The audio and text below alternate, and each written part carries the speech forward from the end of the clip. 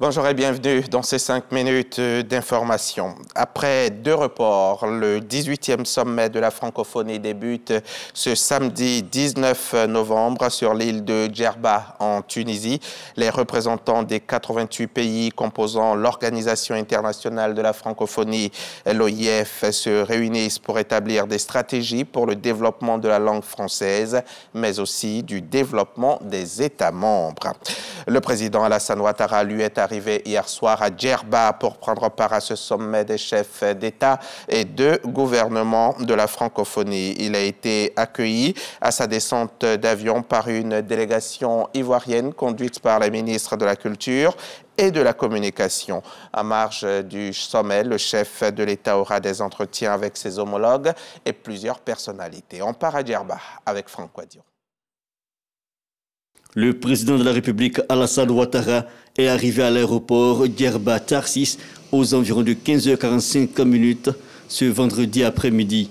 Le chef de l'État, à sa descente d'avion, a reçu les civilités de l'ambassadeur de la Côte d'Ivoire près la Tunisie, Ibrahim Sissavané, et de son homologue en France, Maurice Kwaku-Badaman, puis des ministres de la Culture et de la Communication, Françoise Remarque et Amadou Koulibaly, présents sur l'île de Djerba depuis 48 heures. Des civilités faites aussi par le ministre du Tourisme, Moïse Belhaced, accueillant le président Alassane Ouattara au nom du chef de l'État tunisien, Kaïs Sayed. Au calendrier du chef de l'État, la participation au 18e sommet des chefs d'État et de gouvernement de la francophonie, des discussions qui s'appuieront sur les réflexions issues de la 43e conférence ministérielle de la francophonie. Une journée de travail chargée donc, au cours de laquelle le président Alassane Ouattara aura des rencontres avec certains de ses homologues et plusieurs personnalités.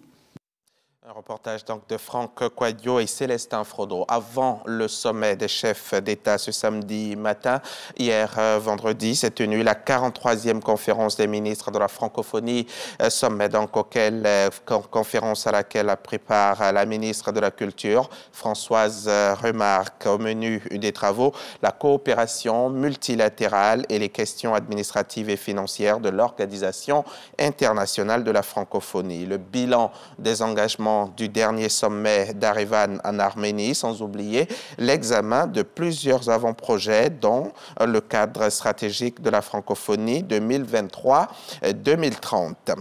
Ce 19 novembre marque aussi la journée mondiale des toilettes, un événement annuel, un événement célébré donc chaque année. La journée met l'accent sur l'importance de l'assainissement et défend l'accès à la propreté et la sécurité des toilettes pour tous. À l'occasion de cette 22e édition, le ministre de l'Hydraulique, de l'Assainissement et de la Salubrité fait le point du programme des latrines dans les écoles et les ménages en Côte d'Ivoire. Vous l'entendrez à 13h. Ces propos ont été recueillis par Grace Kando. On part au Tchad. Au Tchad, où l'intensité des conflits intercommunautaires va crescendo.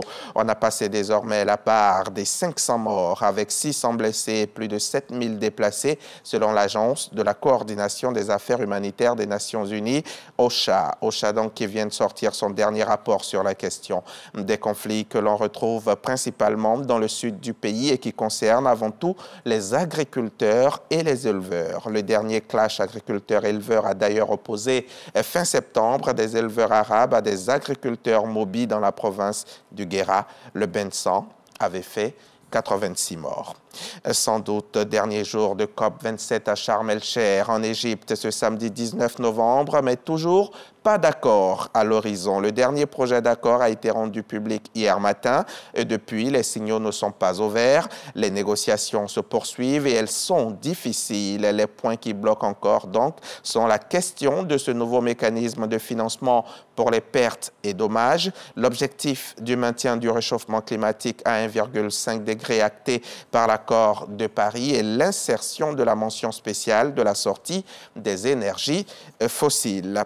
On va refermer cette édition en Syrie où 4 soldats ont été tués par les frappes israéliennes menées ce samedi 19 novembre dans le centre du pays, dans le centre donc de la Syrie. C'est ce qu'a annoncé une source militaire citée par l'agence officielle Sana.